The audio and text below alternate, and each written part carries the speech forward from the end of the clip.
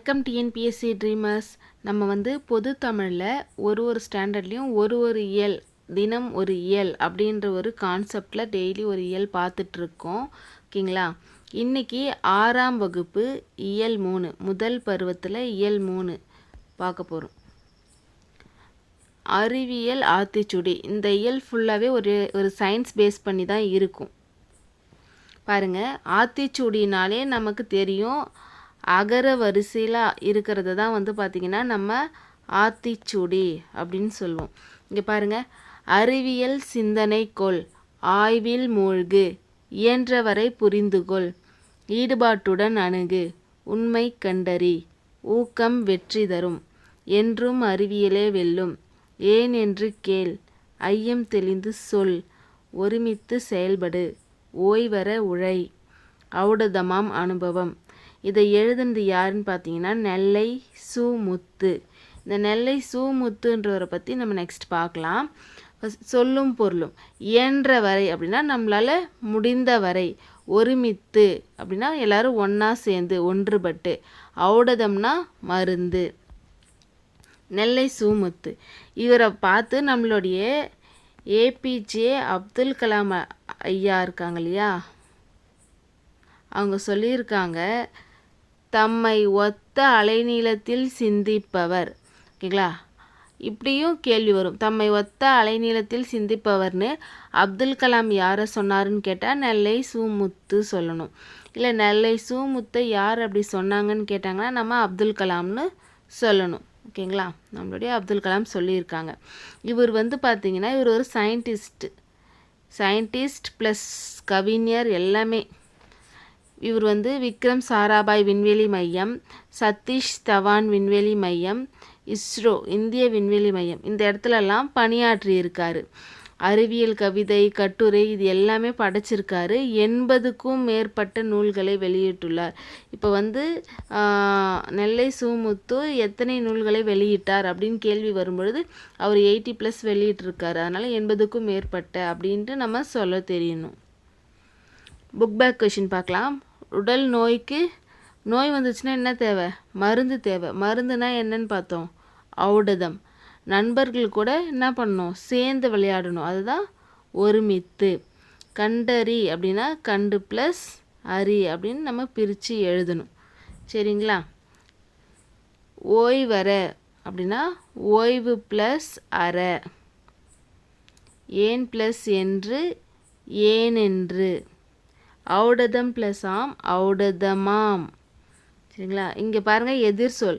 Maximum இந்த மாதிரி கொடுத்த உடனே நம்ம அதுக்கான டைரக்ட் மீனிங்கை போய் சூஸ் பண்ணக்கூடாது. தெளிவாக ஒரு வாட்டி படிச்சுக்கணும்.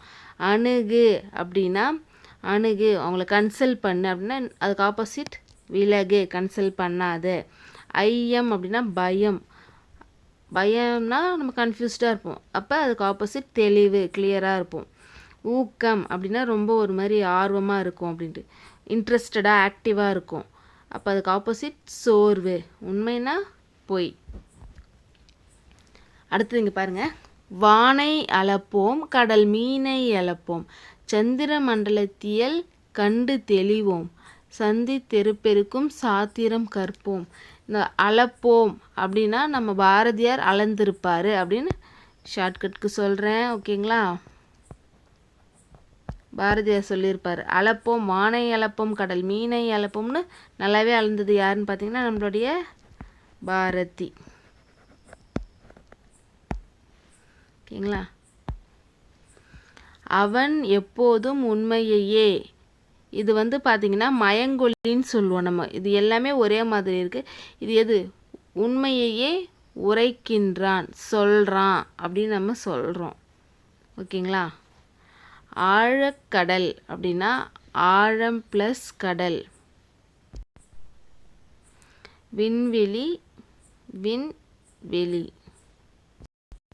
நீலம் ப்ளஸ் வான் நீலவான். இல்லாது ப்ளஸ் இயங்கும் இல்லாதியங்கும். இப்போ இதில் என்னென்னா இது வந்து ஒரு ஜென்ரல் நாலேஜ்க்காக கொடுத்துருக்கிறது தான். காரல் கபெக், இது வந்து நம்ம எதெல்லாம் முக்கியமோ அது மட்டும்தான் போட்டிருப்போம். காரல் கபெக் அவர் வந்து எந்த நாட்டை சேர்ந்தவர்னா செக் நாட்டை சேர்ந்தவர். நம்ம இது ஃபுல்லாக சயின்ஸ் ஓரியன்டாக படிக்க போகிறோம்னு ஏற்கனவே சொல்லியிருந்தோம். ஓகேங்களா? இது வந்து காரல் கபேக்ன்றவர் செக் நாட்டை சேர்ந்த ஒரு நாடக ஆசிரியர். அவர் வந்து பார்த்திங்கன்னா 1920 ஒரு நாடகம் இயற்றுறாரு. அதில் வந்து ரோபோ அப்படின்ற சொல்ல ஃபஸ்ட்டு யார் யூஸ் பண்ணியிருப்பா அப்படின்னு பார்த்தீங்கன்னா காரல் கபேக். இந்த கொஷின் நோட் பண்ணிக்கோங்க. யார் ஃபஸ்ட்டு இந்த வேர்டு ரோபோன்ற வார்த்தையை யூஸ் பண்ணியிருப்பாங்கன்னு பார்த்தோன்னா காரல் கபேக் அப்படின்றது அவர் தான் யூஸ் பண்ணியிருப்பார். அவர் செக் நாட்டை அவர் எந்த நாட்டை சேர்ந்தவர்னு ப்ரீவியஸ் இயர் கொஷின் பேப்பர் வந்திருக்கு. அப்போ அவர் செக் நாட்டை சேர்ந்தவர் அப்படின்னு சொல்லணும். அவர் எழுதின ஒரு நாடகத்தில் ரோபோன்ற வார்த்தையை பயன்படுத்தியிருக்காரு. ரோபோன்ற சொல்லுக்கு பொருள் என்ன அப்படின்னு பார்த்தீங்கன்னா அடிமை அப்படின்றது தான் ரோபோன்ற சொல்லுக்கான பொருள். அவர் வந்து பார்த்திங்கன்னா என்ன எழுதியிருப்பார்னா ஒரு ஃபேக்ட்ரியில் வந்து பார்த்திங்கன்னா ரோபோட்ஸ் வந்து ஒர்க் பண்ணுற மாதிரி இப்போ வந்து காலகட்டம் அப்படி தான் ஆயிடுச்சு. ஓகேங்களா? அப்படி தான் அவர் ஒரு நாடக நூல் எழுதியிருப்பார். நெக்ஸ்ட்டு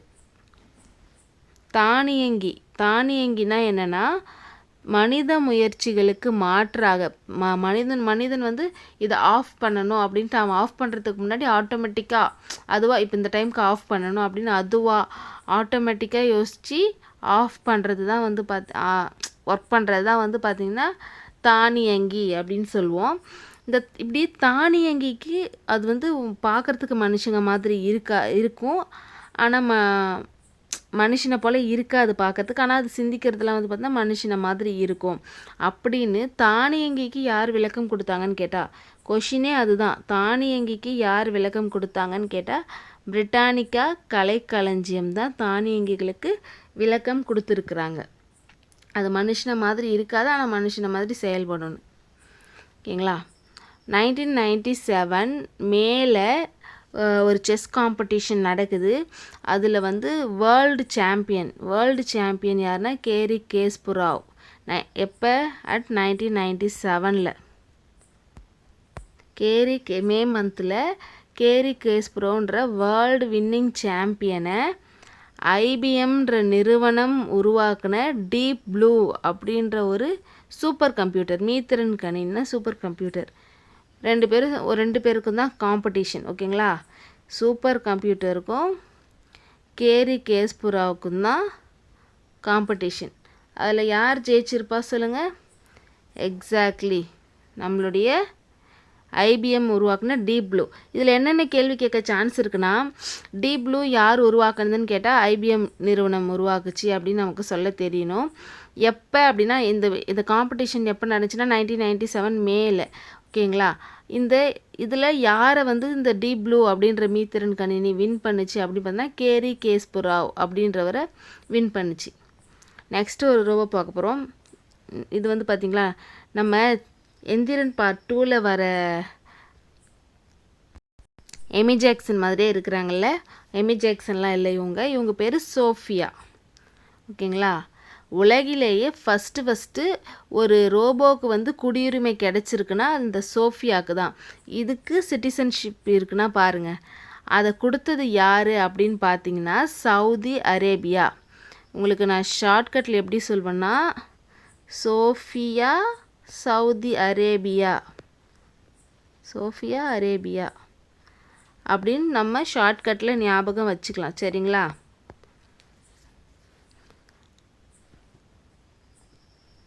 நெக்ஸ்ட்டு இந்த சோஃபியாவுக்கு இன்னொரு பட்டமும் கொடுத்துருக்காங்க. அது யாருன்னு பார்த்தீங்கன்னா நம்மளுடைய ஐக்கிய நாடுகள் சபை இருக்காங்க இல்லையா, அவங்க வந்து புதுமைகளின் வெற்றியாளர். இதுவும் முக்கியம். சரிங்களா?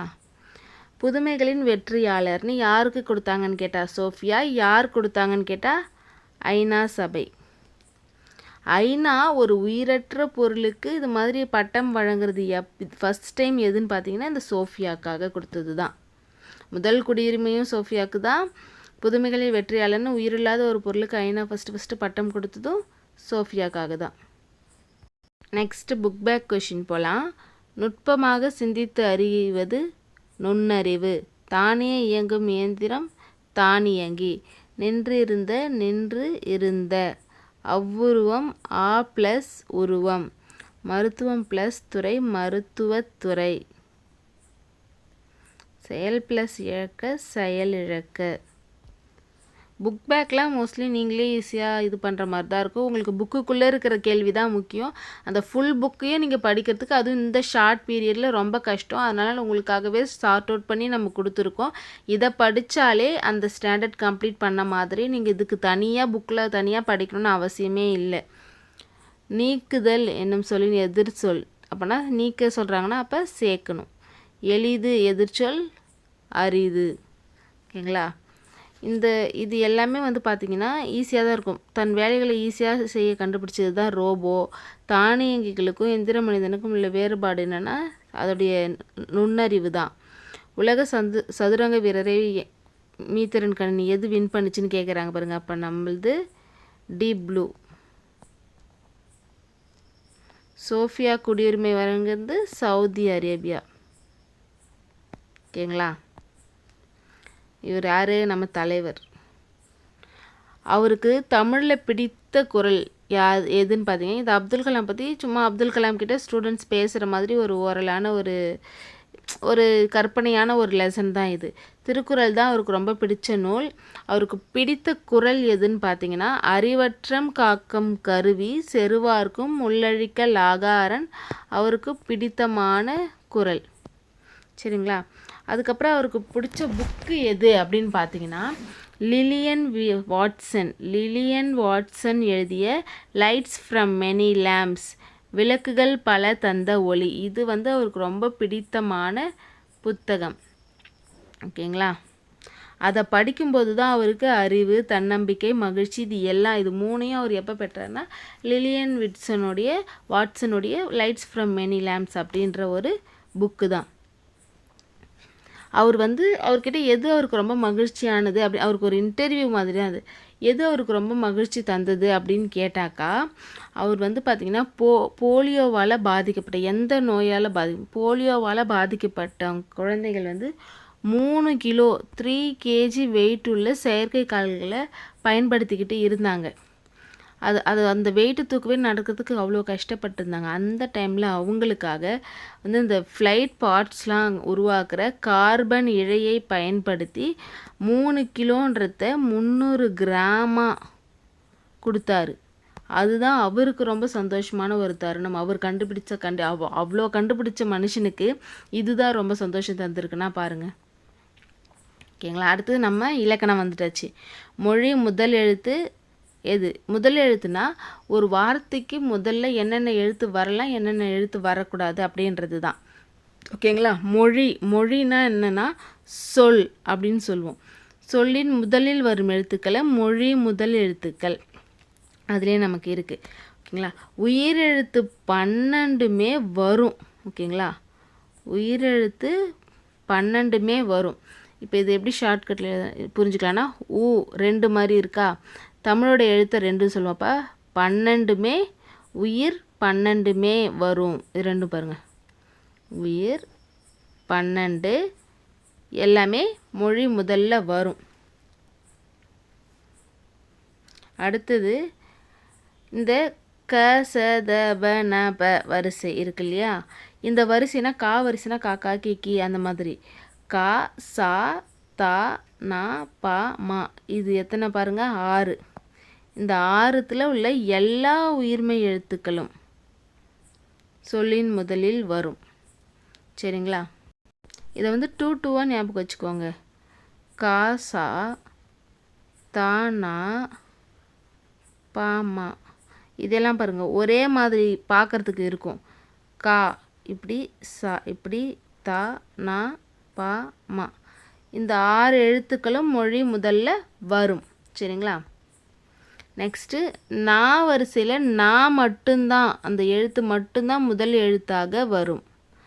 எக்ஸாம்பிள் நனம். அதுவுமே அப்போ செய்யுளில் யூஸ் பண்ண வார்த்தை தான். இப்போ அதை நம்ம இப்போ அது தனித்து அப்போ நனம்னு யூஸ் பண்ணாங்க. இந்த காலத்தில் நனம்னு சொல்லாமல் அங்கனம் இங்கனம் எங்கனம்னு அது கொஞ்சம் இந்த எழுத்து சேர்த்து மட்டுமே இப்போ நம்ம ரீசெண்டாக பயன்படுத்திகிட்டு இருக்கோம் தற்காலத்தில். இப்போ கா வரிசை எழுத்துக்கள் நான் சொன்னேன் இல்லையா? எல்லாமே வரும். பாருங்கள் கா கா கி கி கு கு கே கே கை கோ கோ கௌ எல்லாமே வருது இல்லையா, அதுதான் சொல்கிறாங்க. அடுத்தது ஞா வரிசையில் என்னென்ன வரும்னு பார்த்தோன்னா 4 எழுத்து தான் வரும். ஞா ஞாலு அப்படின்ட்டு ஷார்ட்கட். ஞா 4, ஞா ஞா நேனு. ஓகேங்களா, அந்த 4 எழுத்து மட்டும்தான் ஞா வரிசையில் வரும். யா வரிசையில் வந்து பார்த்திங்கன்னா 6 எழுத்துக்கள் வரும். யாரு, அதுதான் 6. உங்களுக்கு ஷார்ட்கட்க்கு நான் சொல்கிறேன், ஏன்னா ஒரு சில விஷயம் நமக்கு வந்து மெமரி ஆகிறத விட ஷார்ட்கட்டில் ஞாபகம் வச்சா இன்னும் ஈஸியாக இருக்கும். யாரு 6, யா வரிசையில் 6. ஓகேங்களா, யா யா யூ யூ யோ யோ. அடுத்தது வா வரிசை, அதில் வந்து 7. அப்போனா வா வாழு, அதுதான் அந்த 7. ஷார்ட்கட் நிஜமாக இப்போ உங்களுக்கு இது ஷார்ட்கட்டான்னு தோணும். சீரியஸ்லி நீங்கள் அப்போ அந்த கொஷின் பார்க்கும்போதோ இல்லை நமக்கு ஃபன்னாக இருக்கிற சில விஷயம் தாராளமாக ஈஸியாக ஸ்டோர் ஆகும் நம்ம மெமரியில். கண்டிப்பாக இது உங்களுக்கு ஞாபகம் வரும். வா வா வி வி வே வே வை, இந்த 7 எழுத்துக்களும் முதலில் வரும். நெக்ஸ்ட்டு வராத எழுத்துன்னு கேட்குறாங்க. மெய், இது நமக்கு ஈஸி. மெய் 18மே முதல்ல வராது. சரிங்களா, உயிர் 12 வரும், மெய் 18 வராது. இந்த இங்கே பாருங்கள், இந்த டா நா ரா லா ழா லா ரா நா, இந்த 8ம் உயிர்மெய் எழுத்துக்களின் வரிசையில் ஒரு எழுத்து கூட முதலில் வராது. ஓகேங்களா, இந்த கான்யாச்சால மொத்தம் 18 இருக்குங்களா. இந்த கான்யா சானா அதில் வந்து பார்த்திங்கன்னா 10 விட்டுருங்க, 8 ஒரு கொட்டு கொட்டி என்ன பண்ணுறோம், நீ வரக்கூடாதுன்னு சொல்கிறோம். அந்த 8 யார் யாருன்றதை இங்கே நீங்கள் ஞாபகம் வச்சுக்கணும். டா நா ரா, அந்த வார்த்தையை பார்த்தாலே நமக்கு தெரியும் இது வராது. ஓகேங்களா, வராது எழுத்து நமக்கு, நம்ம தமிழ் தானே, நமக்கு ஈஸியாகவே அது புரியும். இது வராது, இந்த மாதிரி வார்த்தை எப்படி வரும் அப்படின்ட்டு. அதே போல் ஆயுத எழுத்து வராது. ஞா ஞா யாவால் நம்ம இப்போ மென்ஷன் பண்ணல, 4 நான் மட்டும்தான் வரும். ஞால என்னென்ன வரும், 4 வருமா, ஞா 4, யா 6, வா 7, அது மட்டும்தான் வரும். அதை தவிர்த்து எந்த ஒரு எழுத்தும் வராது அப்படின்னு சொல்கிறாங்க. இருங்க, எரேஸ் பண்ணிக்கிறேன். இப்போ நான் வராது சொன்னதுக்கு ஏற்ற மாதிரி இங்கே கொடுத்துருக்காங்க பாருங்கள். இந்த டமாரம், ரம்பம், டம்ளார், இந்த மாதிரி எழுத்துலாம் இருக்குல்ல, இதெல்லாம் பிறமொழி சொற்கள், தமிழ் சொற்கள் கிடையாது. அப்போ இதெல்லாம் வந்திருக்கே வருது இல்லை அப்படின்னு நம்ம சொல்லக்கூடாது. இது தமிழ் கிடையாது. ஏன்னா இது அந்த ரைமிங் தமிழ் ஒலி பெயர்த்து வருதே தவிர அது வந்து தமிழ் எழுத்து கிடையாது. அடுத்தது மொழி முதல் எழுத்து பார்த்தோம். இப்போ மொழி இறுதி எழுத்து. சொல்லின் இறுதியில் வரும் எழுத்து தான் மொழி இறுதி எழுத்து சொல்லுவோம். உயிரெழுத்து 12மே உயிர்மெய்யாக மட்டும்தான் வருமே தவிர 12மே வராது. எதில், லாஸ்ட்டில். ஏன்னா அவங்க முதல் எழுத்து, அவங்க முதல்ல மட்டும்தான் வருவாங்க. அடுத்தது வந்து பார்த்திங்கன்னா மெய்யெழுத்தில் 11 எழுத்துக்கள் மட்டும்தான் வரும், 7 வராது. சரிங்களா, 11 எழுத்துக்கள் தான் வரும். அது இந்த 11 எழுத்துக்கள் தான். சரிங்களா, நம்ம இதுக்கு இன்னும் ஷார்ட்கட் நான் சொல்லவா. நம்ம இந்த 11 எழுத்து ஞாபகம் வர 11 ஞாபகம் வச்சுக்கிறத விட்டுட்டு இந்த வராத 7 ஞாபகம் வச்சுக்கோங்க, உங்களுக்கு ஈஸியாக இருக்கும். என்னென்ன எழுத்து வரும் அப்படின்னு பார்த்தோன்னா சொல்லின் இறுதியில் உயிரெழுத்து தனித்து வராதுன்னு சொல்லிட்டோம். உயிரெழுத்து எப்பயுமே உயிர்மெய்யாக மட்டும்தான் இறுதியில் வரும். அளபடை எழுத்துக்கள் வரும் பொழுது வேணும்னா உயிரெழுத்துக்கள் இறுதியில் வரலாம். ஆயுத எழுத்து வராது. ஆயுத எழுத்து ஃபஸ்ட்டும் வராது, லாஸ்ட்டும் வராது. அவர் வந்து நடுவில் மட்டும்தான் சேஃபாக வருவார். ஓகேங்களா, நான் சொன்னேன் இல்லையா, அந்த 11 ஞாபகம் வச்சுக்கிறதுக்கு பதிலாக அந்த 7 ஞாபகம் வச்சுக்கணும். ஏன்னா அந்த 7 வராதுன்னு. இதுதான் அந்த 7. இக்கு இங்கு இச்சு இட்டு இத்து, இக்கு இங்கு இச்சு இட்டு இத்து இப்பு இரு, இப்படி ஞாபகம் வச்சுக்கோங்க பிரித்து. ஏன்னா இது கொஞ்சம் கண்டினியூட்டியாக இருக்கிற மாதிரி இருக்கும். ஞாபகம் வச்சு இந்த 7 வராது, மீதி அப்போனா இந்த எல்லாம் வரும். அதே போல் நான்ற வரிசையில் ஒன்று கூட சொல்லோட இறுதியில் வராது. இந்த நாவே ஸ்டார்டிங்கில் மட்டும்தான் வரும், எண்டில் வராது. மீதி எதுவுமே வராது. நம்ம இந்த கார்த்திக் இக்குன்னு முடியுது பாரு, இந்த மாதிரி இதெல்லாம் நம்ம தமிழ்னு நினச்சிட்டு இருப்போம். இதெல்லாம் பிறமொழி சொற்கள், இது தமிழ் கிடையாது. ஓகேங்களா? எகர வரிசை வந்து பார்த்திங்கன்னா கேலேருந்து நே வர எந்த எழுத்தும் இறுதியில் வராது. ஏ வரிசையில் ஏல எதுவும் வராது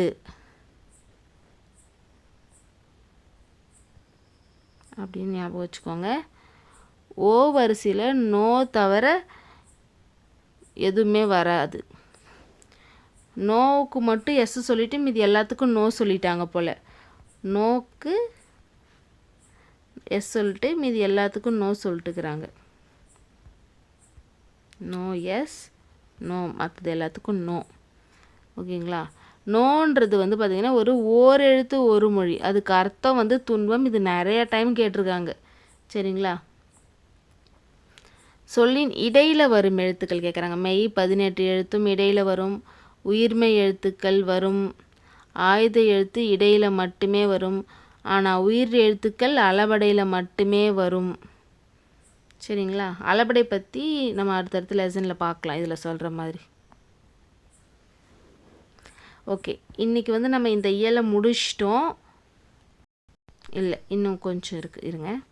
இந்த ஸ்லைடு தப்பாக வந்துச்சு.